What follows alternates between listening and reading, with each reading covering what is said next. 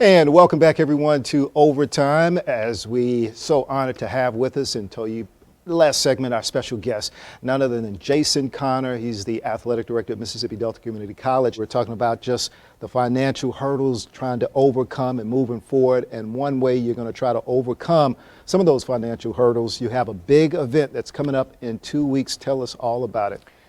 Stephen, we 2 years ago, we started with Dr. Tyrone Jackson, we started a black tie gala. And just something in the fall that would help raise a little money. And it was, I think, successful. A lot of work goes into it. Of course, Ron Polk was our first keynote, and Gerald Glass. And then last year, Christian Ostrander, a Mississippi Delta guy and a Delta State guy, and new Southern Miss coach.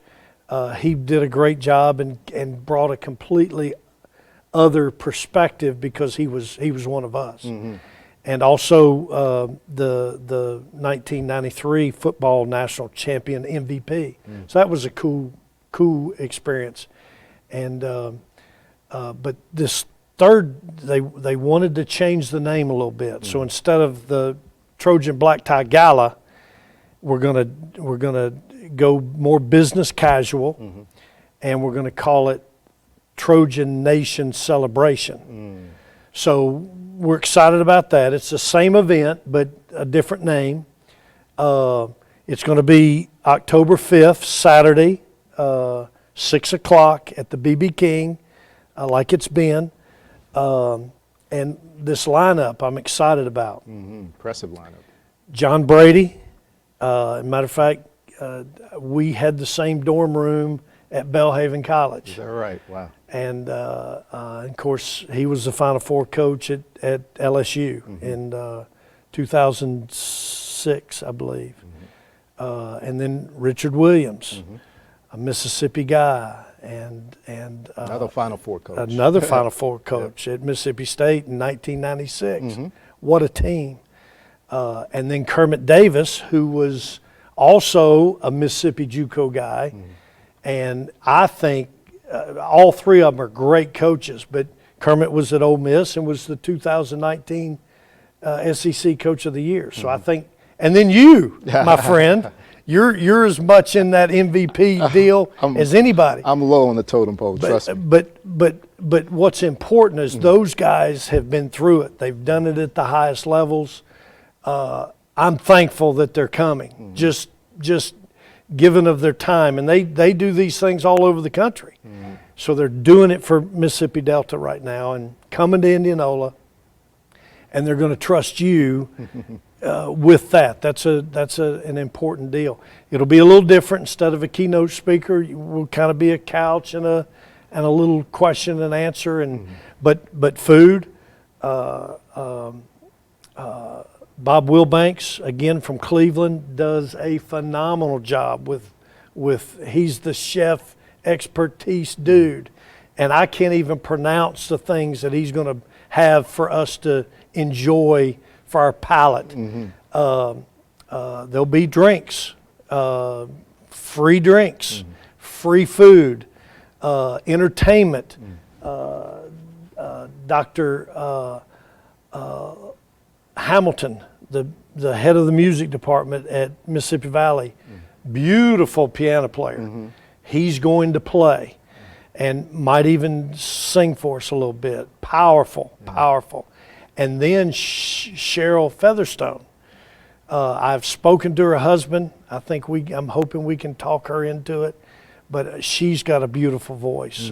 He's the mayor of Indianola, and she'll be the best looking thing in the room. So we're going to have a silent auction.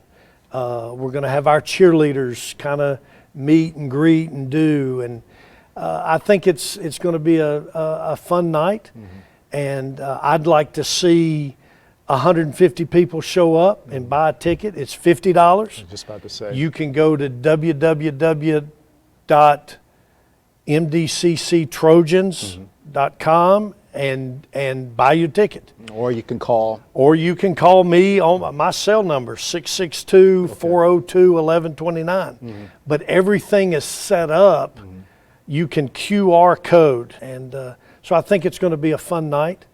And I'm excited about that. And our goal is to try to raise $20,000. Now, some of that's corporate. We've got some folks that continue to give, and I'm thankful for that. And we advertise them on our athletic website, and we give them certainly publicity and mic time on the PAs at every game, every home game. So it's a small step, but it's gotten better. And I think this is going to be the best night yet. And we need to come out. People need to get their ticket. I think it's going to be a nice show. It's going to be great food, drinks, a fun time. But then I think people are going to get to see 3 storied athletic coaches, basketball coaches, do their thing and meet and greet. And again, those guys understand what JUCO basketball, what JUCO athletics is about, and how important the 2-year system is. And this is something else, and I'm going off script, so forgive me. But I coached and recruited for 34 years at the 4-year level. And I'd always talk kids out of going 2-year. Don't go 2-year, come to us. Because if they went JUCO, we could have never gotten them. Right. So my whole strategy was different. Now that kid coming to a 2-year, making their grades, getting 2 years of playing under their belt, now they're able to go to the next level and be even more successful than they would maybe have been going straight into the 4-year. Right. Just from a maturity standpoint, mentally, physically, emotionally.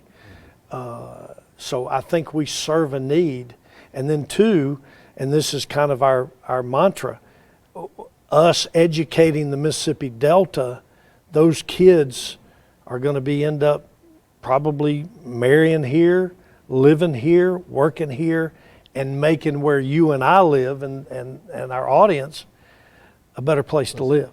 So well said. Well, I tell you what, Coach Connor, we're going to take our final break, but we'll return.